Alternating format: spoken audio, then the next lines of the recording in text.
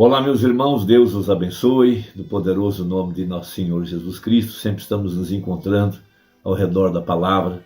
Sempre é um privilégio para mim saber que há alguém ouvindo, dando valor, sendo abençoado. O ponto alto do cristianismo é quando as Escrituras estão sendo cumpridas nas nossas vidas e no dia em que nós estamos vivendo. Haja visto que Jesus disse: sobre esta pedra eu edificarei a minha igreja, ou seja, a revelação da palavra para o dia em que nós estamos vivendo. Porque os fariseus dos dias de Jesus, eles estavam vivendo do dia passado, daquilo que fora Abraão no passado, do que fora Moisés, do que fora José, do que fora Davi, mas não sabiam nada da palavra sendo manifestada bem diante dos seus olhos no dia em que eles estavam vivendo.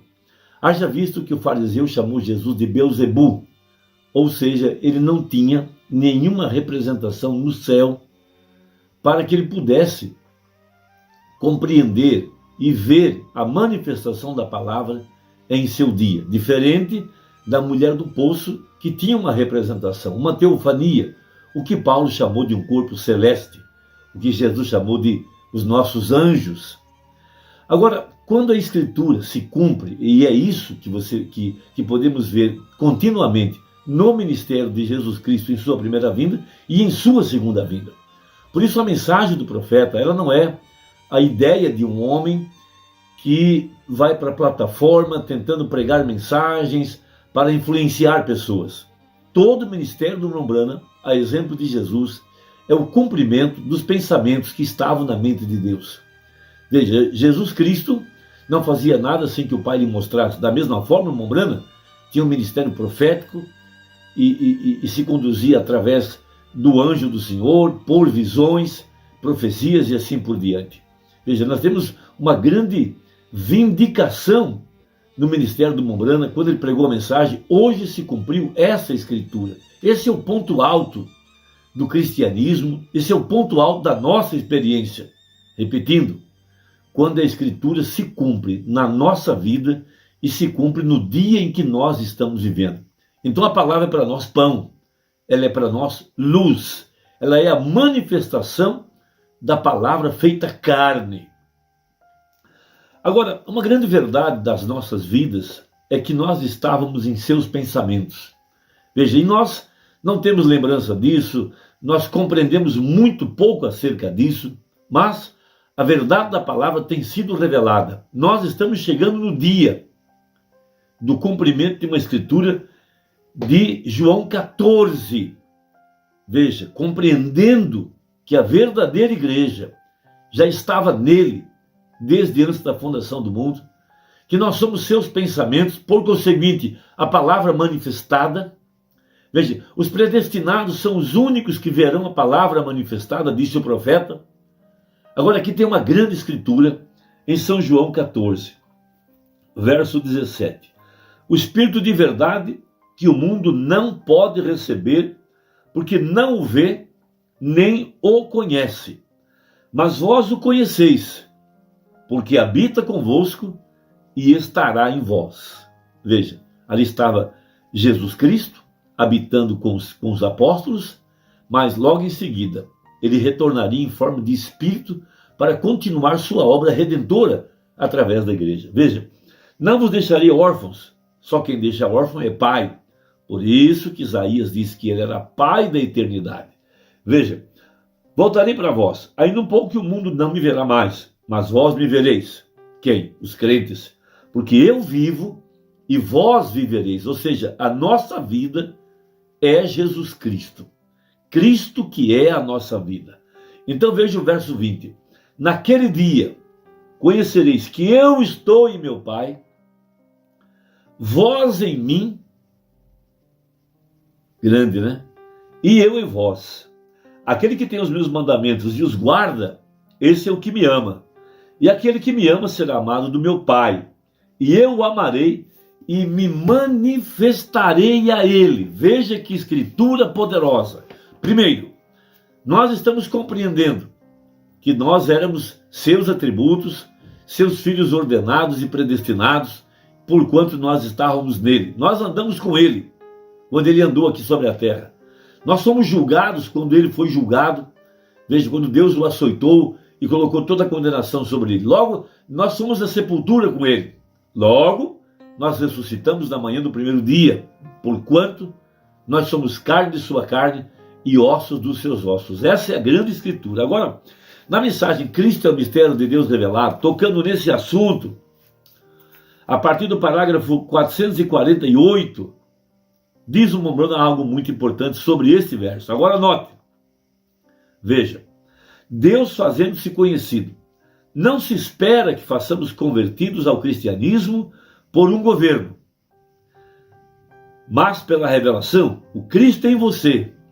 Veja, assim como Deus estava em Cristo, note, assim como Deus estava em Cristo, Cristo em você. Quando o que Deus fez em Cristo, Cristo faz em você. Aqueles sinais que Deus fez em Cristo, Cristo faz em você. Oh, isso não é formoso? Oh, que coisa! Eu gosto disso, diz o profeta. Jesus disse, agora referindo-se a esta grande profecia para os dias de hoje, da manifestação do Filho do Homem, Deus feito carne, Cristo em vós, e o profeta tinha isso em sua vida, porque ele foi o primeiro grão maduro, o primeiro que chegou ao amadurecimento, o primeiro que provou que estava nele e que tinha vida eterna.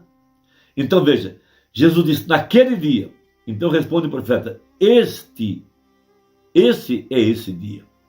Naquele dia, quando esta revelação for declarada, aqui no tempo do fim, vós sabereis que eu estou no Pai, o Pai em mim, e eu em vós, e vós em mim. Não tem como discutir essa escritura. Hoje, Apocalipse 10, 7, nos dias da voz do sétimo anjo, quando tocou a sua trombeta, Deus estava manifestado em carne humana. Veja, quando a revelação for declarada, naquele dia vós sabereis que eu estou em meu Pai, melhor, sabereis que eu e o Pai somos um, e eu estou no Pai e o Pai em mim. Então, quando a revelação surge, então é eu em vós e vós em mim. Aí está, veja, está vendo a múltiplice, veja, a tríplice manifestação para quê? Para trazer isso de volta. Nós temos que ser. Agora, como Jesus era a palavra de Deus, e ele vindicou a mesma, e ele era, se ele era a palavra, veja, se ele não tivesse manifestado a palavra, ele teria sido algum grande teólogo, e esse teria sido o verdadeiro Messias que o mundo estava esperando, está vendo? Sim, senhor, esse teria sido ele. Isto é o que eles estão esperando hoje, alguém que possa exceder a Billy Graham, ou alguém que possa acabar completamente com a organização deles, e que apareça e mostre aqueles batistas que eles não sabem onde eles estão parados. Seguramente, eles estão esperando isso, porém a igreja está esperando pela humildade e pelos sinais do Deus vivo, Cristo. E o que eu acabei de ler, ele apenas estava citando a competição entre as igrejas, que um quer ser maior do que o outro, um quer destruir o outro, um quer ter mais entendimento do que o outro, mais obras, mais sinais do que o outro e assim por diante. Mas o que nós realmente queremos ver é a vindicação da palavra, é a palavra manifestada, é a palavra feita carne, a escritura para essa hora. Veja, a escritura para essa hora, 453 agora. Deste modo a igreja pode fazer a mesma coisa hoje. Aquilo que Cristo fez, também a igreja faz agora. Naquele dia, conhecereis que eu estou no Pai e o Pai está em mim. Veja, eu em vós e vós em mim. Sim, aí vai você, continuamente a marchar para Sião. Veja, para o reino. Naquele dia conhecereis que eu estou em vós. Então, essa é a grande manifestação do ministério do Filho do Homem aqui no tempo do fim. E agora, na segunda parte, através da igreja, para cumprir a palavra que está escrita, a palavra que foi pregada pelo profeta, manter-nos na comissão de Josué, não nos desviando nem para a esquerda nem para a direita, lendo dia e noite e tendo cuidado de fazer segundo tudo que está no livro. Veja, então nada vai parar da nossa frente, porque essa é uma igreja sem mancha, sem mácula e sem ruga. Ela é preordenada por Deus para ser uma igreja inadulterável, uma igreja que vive de fé na palavra, uma igreja onde a palavra está manifestada, onde a palavra é vivificada em seus corpos mortais. Veja, Escrituras se cumprindo em nossa vida e no dia em que nós estamos vivendo.